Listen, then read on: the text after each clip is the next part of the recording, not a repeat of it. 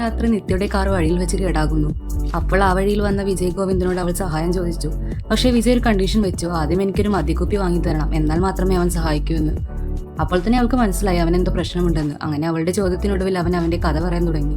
വിജയ് ഒരു പാവം കോളേജ് ലെക്ചറാണ്. ഒരു ദിവസം ക്ഷേത്രത്തിൽ വെച്ച് ഗീതയെ കാണുന്നു. കണ്ടയുടനെ പുള്ളിക്ക് ആളെ ഇഷ്ടമായി.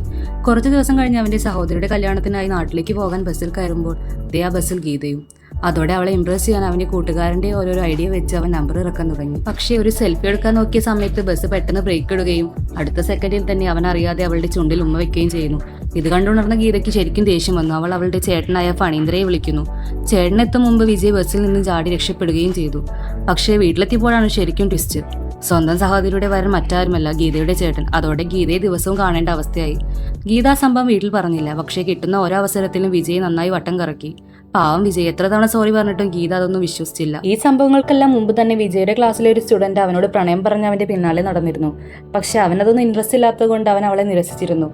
എന്നാൽ അവനെ ഇംപ്രസ് ചെയ്യാൻ വേണ്ടി ഒരു ദിവസം ആ കുട്ടിയുടെ അശ്ലീല വീഡിയോ അവന്റെ ഫോണിലേക്ക് അയച്ചു. ഇത് കണ്ടത് ഗീതയാണ്. ഇത് കണ്ടപ്പോൾ തന്നെ ഇവൻ ശരിക്കും ഫ്രോഡാണെന്ന് അവൾ ഉറപ്പിക്കുന്നു. പക്ഷേ പിന്നീട് ആ പെൺകുട്ടിയുടെ അമ്മയിൽ നിന്ന് അവൾ സത്യം അറിയുന്നു. വിജയ പെൺകുട്ടിയെ ഉപദേശിച്ചു വിടുകയും അവനൊരു നല്ല മനുഷ്യനാണെന്നല്ല അമ്മ പറഞ്ഞു. ഗീതയെ മാത്രമാണ് ഇഷ്ടമെന്ന് അവൻ പറയുകയും ചെയ്തിരുന്നു. അതോടെ ഗീതയുടെ മനസ്സ് മാറുകയും വെറുപ്പ് പതിയെ പ്രണയമായി മാറുകയും ചെയ്തു. ഇതിനിടയിൽ ഗീതയുടെ മുത്തച്ഛന് ഒരു സ്ട്രോക്ക് വരുന്നു. അതോടെ ഗീതയുടെ വിവാഹം പെട്ടെന്ന് നടത്താൻ വീട്ടുകാർ തീരുമാനിച്ചു. ഫണീന്ദ്ര വിജയ് തന്നെയാണ് വരനായി നിർദ്ദേശിക്കുന്നത്. പക്ഷേ ഗീതയ്ക്ക് തന്നെ ഇഷ്ടമല്ലെന്നാണ് വിജയ് അപ്പോഴും കരുതിയത്.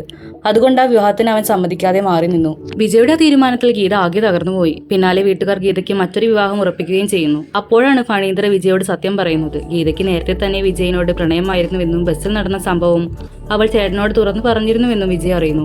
അപ്പോഴാണ് തനിക്ക് പറ്റിയ വലിയ അബദ്ധം അവൻ തിരിച്ചറിയുന്നത്. ഇത്രയും പറഞ്ഞിട്ട് വിജയ് നിത്യയോട് ചോദിക്കുന്നു, ഇനി ഞാൻ എന്തു ചെയ്യും? അപ്പോൾ നിത്യ ഒരു ഐഡിയ പറഞ്ഞു. നേരെ പോയി ഫണീന്ദ്രയുടെ കാലിലങ്ങ് വീഴും. ഗീതയെ തന്നെ വിവാഹം കഴിക്കാൻ അനുവദിക്കണമെന്ന് അവരോടെല്ലാം അപേക്ഷിക്കാൻ. വിജയ് അതുതന്നെ ചെയ്തു. ഒടുവിൽ ഫണീന്ദ്രയും വീട്ടുകാരും സമ്മതിച്ചു. ഗീതയുടെ വിവാഹം നിർത്തി. വിജയുമായിട്ടാണ് അവളെ അവർ വിവാഹം കഴിപ്പിച്ചത് അവസാനം. ഇഷ്ടപ്പെട്ടാൽ തീർച്ചയായും സബ്സ്ക്രൈബും ലൈക്കും ചെയ്യണേ.